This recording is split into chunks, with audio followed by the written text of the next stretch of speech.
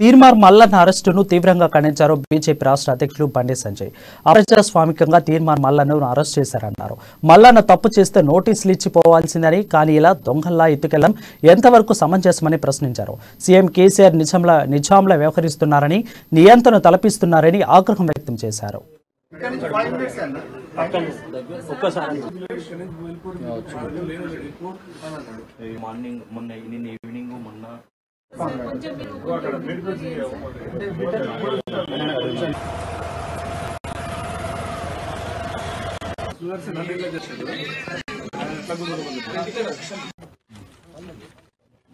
తీన్మార్ మల్లన్న గారిని, అదేవిధంగా తెలంగాణ విఠల్ గారిని, సతీష్ కమల్ గారిని, సీనియర్ జర్నలిస్ట్ వీళ్ళందరూ కూడా, సుదర్శన్ గారిని, వీళ్ళందరూ కూడా ఇతర తీన్మార్ మల్లన్న స్టూడియోలో పనిచేసినటువంటి కొంతమంది యువకులు కూడా ఇలా బీఆర్ఎస్ పార్టీ గుండాల పోలీసుల ఇలా దౌర్జన్యంగా వచ్చి ఆఫీస్ మీద దాడి చేసి మనం తీసుకోవడం, కిడ్నాప్ చేయడం, దాంతో పాటు ఆఫీస్ ఉన్న ఫర్నిచర్ కూడా, ఆఫీస్ ఉన్నటువంటి మొత్తం సిస్టమ్స్, కంప్యూటర్ సిస్టమ్స్ కానీ ఇతర అన్నిటి కూడా ఎత్తుకొని పోవడం దుర్మార్గం. ఇది ఢిల్లీ నుంచి దిగిన వెంటనే సమాచారం రాగానే తెలంగాణ వెటగారెడ్డి పోయి తీన్మార్ మల్లన్న గారికి రావడం జరిగింది.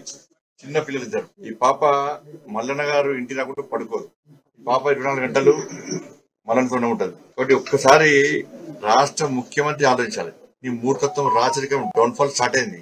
మూడింది నీకు బాగా స్టార్ట్ చేసినావు.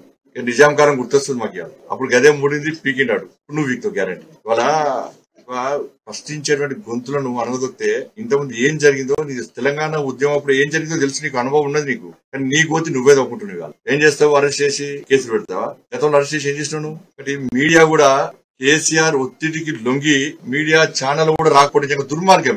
ఎవరికైనా ఆపదిస్తారు. మీకు ట్యాగ్ లైన్ పెట్టుకున్నారు మీరు, దానికి మీ మీడియాకు విలువ లేకుండా అయిపోయింది. మీరు పెట్టుకున్న ట్యాగ్ లైన్ ప్రజలు నమ్మే పరిస్థితి లేదు. ఇవాళ ఏ మీడియా కానీ ఎవరైనా కానీ మీరందరూ కలిసి ఉంటేనే కదా ఇలా మాలాంటి నాయకులకు, పార్టీ కార్యకర్తలకు ధైర్యం వచ్చేది. మీరే ఇలా తీర్మానం అనేది ఒక్కసారి ఇచ్చిండ్రు, పెద్ద పని చేశారు. పైనుంచి ఒత్తిడికి మీరు తలొక్కితే మీడియా మీద, మీడియాకు ఉన్న విలువ ఉండదు. నా రిక్వెస్ట్ అది. దయచేసి ఈ సమయంలో అందరూ ఒకటి కావాలి. తీర్మానం మల్లన్న తప్పు చేస్తే కేసు పెట్టు, శిక్షించు చట్టపరంగా. ఈ ఎత్తుకపోవడం, దొంగలు ఎత్తుకపోవడం అర్థం కాలేదు. పోలీసులు